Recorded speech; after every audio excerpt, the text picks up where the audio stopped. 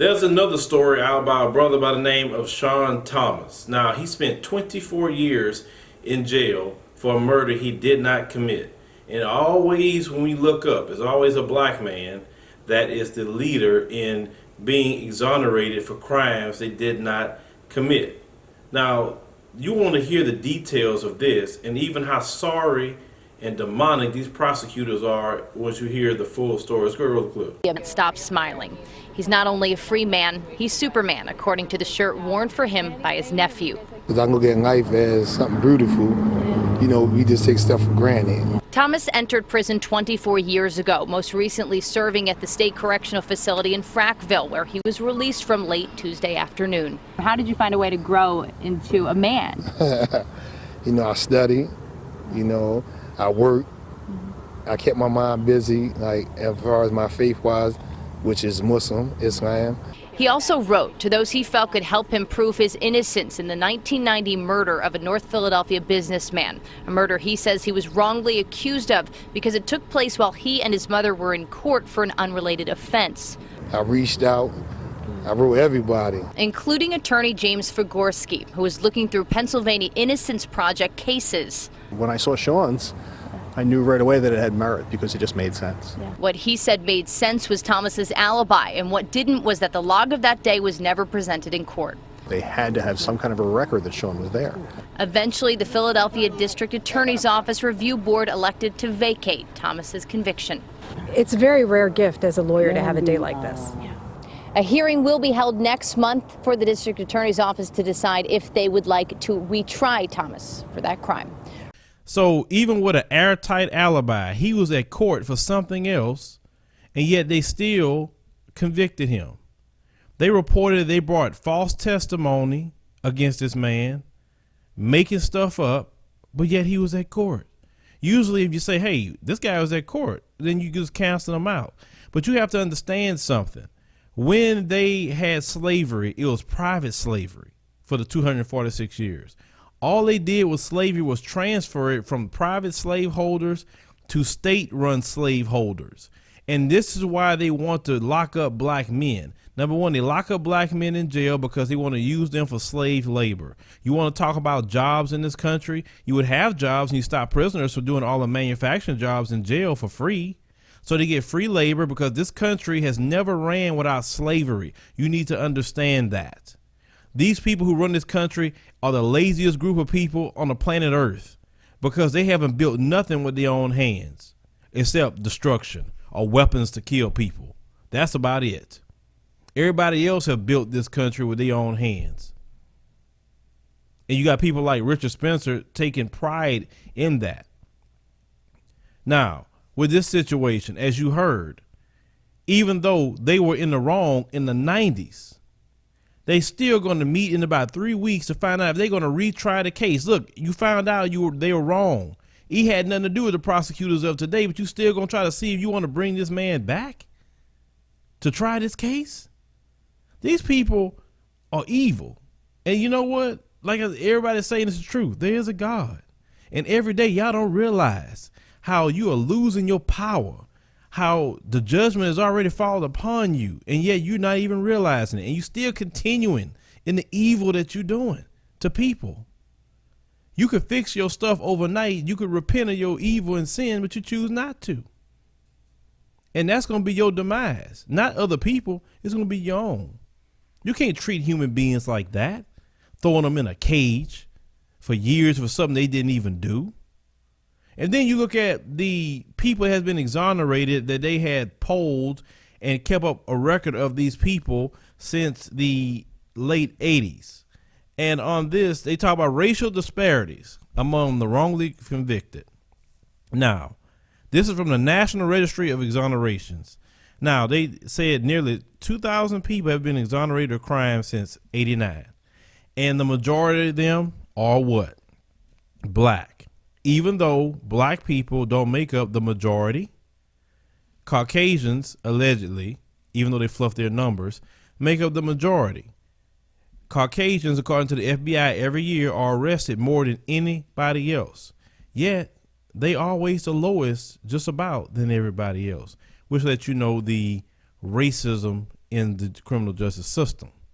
Now, for murder, 50% of the murders where people were exonerated were black, 36 Caucasian, 12% Hispanic, and then they have another category. On sexual assault, 60% of the exonerations for sexual assault were black, 33% Caucasian, and 6% Hispanic. Drug possession and sale, 55% of the exonerations were black, 25% were Caucasian, 18% Hispanic. Lets you know that they're always putting brothers in jail for things they didn't do. We know this. We talk about this all the time.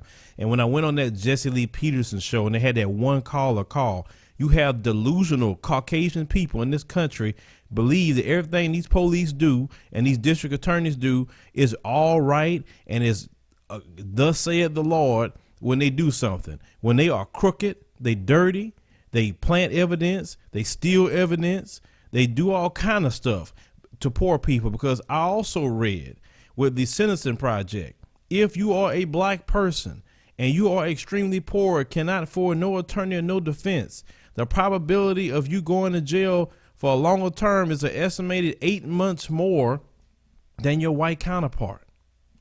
Off the rip, because you have no money. You get these little public defenders, they just set you up with the prosecutor and say, look, well, you got to take this time or he gonna give you more. Like, instead of just saying, you know what, forget it. If he's telling me I got to take 20 years or he gonna go for 40, I might well just roll the dice. But you got to have a attorney to do that, and a decent attorney. And this is why, we in the black community need to start something where people can have attorneys. We need a bunch of attorneys to defend people, to pick juries, because we can have attorneys to pick juries. We won't have all these Caucasian juries. All you need is one or two people to hang a jury. That's all you need. If the rest of them want to say you're guilty and the evidence showing that you're not guilty. Look, some people belong in jail. Trust me, they need to be there, those who do that. But there's a lot of people in jail that don't need to be there, or they inflated their charges, or they gave them way too much time than what they should. And we know the black man and also the black woman suffer the most in America when it comes to the criminal justice system. And nobody wants to end it. I tell you this much. If I had to be a president of the United States, that'd be done. That's probably why they want to kill me at the end of the day, because a lot of people are losing money, fooling with me, because I don't look at people as money. I look at people as human beings.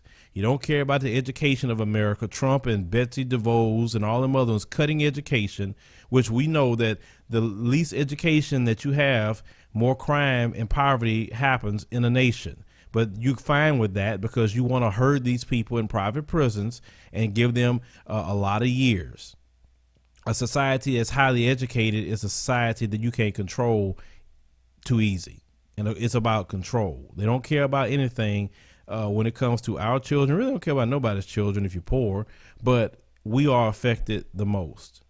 And this stuff that we see with this brother is a sin and a shame, and it has to stop.